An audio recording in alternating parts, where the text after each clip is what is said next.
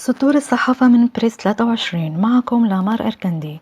جولة سريعة لأهم ما جاء في الصحف العربية والعالمية لهذا اليوم، نستهلها كالعادة بأهم العناوين. واشنطن بوست: أمريكا تدير الظهر لتركيا بدعم أكراد سوريا.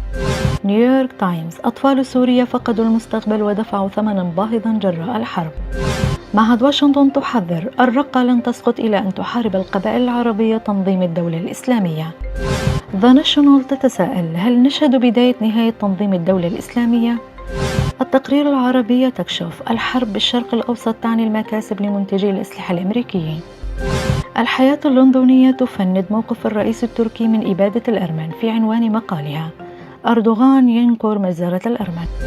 صحيفة إسرائيل اليوم تناولت الوضع التركي بعنوان: تركيا دولة في عزلة متزايدة.